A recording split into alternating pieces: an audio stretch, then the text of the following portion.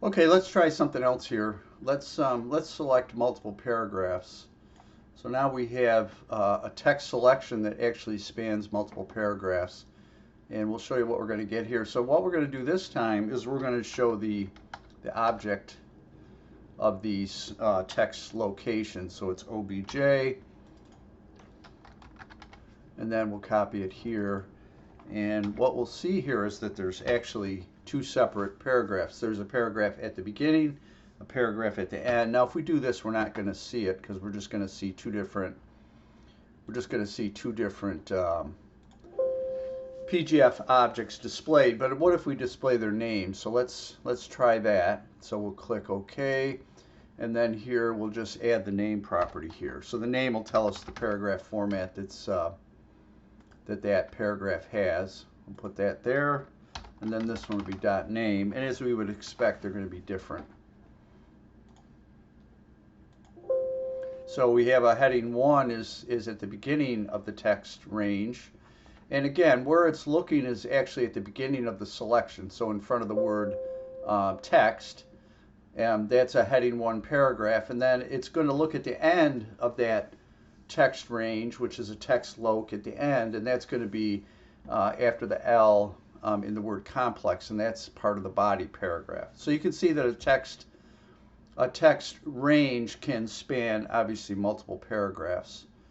Now, one thing we can do is we are reading these, but we can also create these. We can create text locations and we can create text ranges. So let's just do that real quick. So let's click off here, and then we will we'll do that. So let's just let's put in a return here so we don't run this code down here, and then let's create a new text range. So there's a couple ways to do this. Some ways are easier than others, but what we want to do is we're going to say new text range, and we need two text locations for this to work. So we're going to actually do an inner command here, and we're going to say new text loc, and then we need to specify an object first of all. So let's actually store the paragraph here. Let's store the first paragraph in the main text flow. So we'll say PGF equals doc main flow in doc first text frame in flow first PGF. So this will give us that very first paragraph in the main flow, that heading 1 paragraph. So now what we want to do is we want to create a text location at that paragraph, and we'll say offset 0, because remember, those are our two properties. We're going to have an object and we're going to have an offset.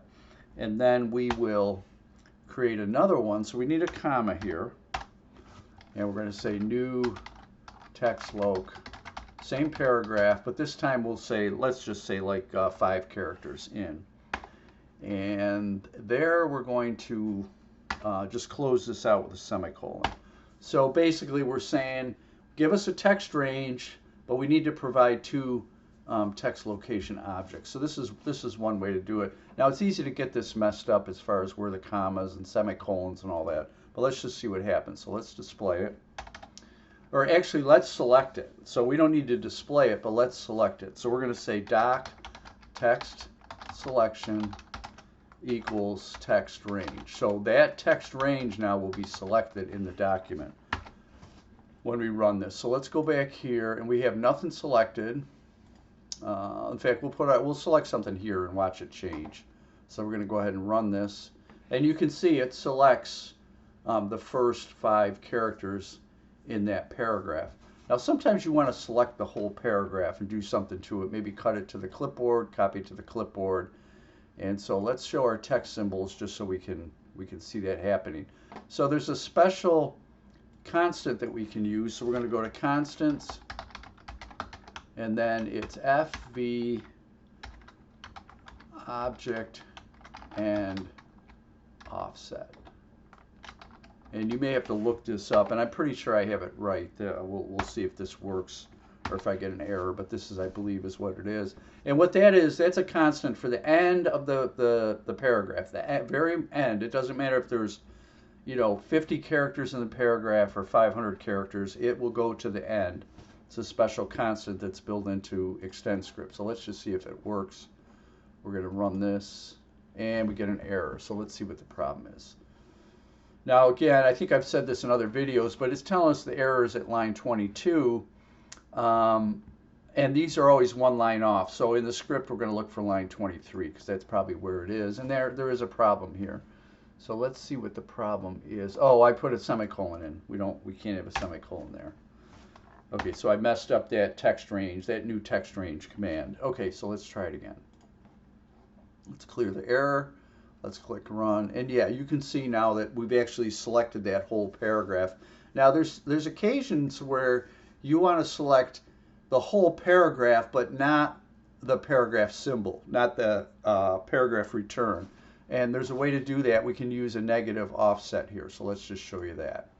So I can just go in here and I can say -1. And so it'll just back up a character. It'll go back a single character. So watch this. So I'm going to say -1, go back to FrameMaker, and let's run this again. Let's click off. Let's run this. And you can see now it selects all the text, but it doesn't select the return. And depending on what you want to do, this may or may not be appropriate. If you're going to copy or cut that to the clipboard, you're not going to want to have that offset. You're going to want to select the whole paragraph.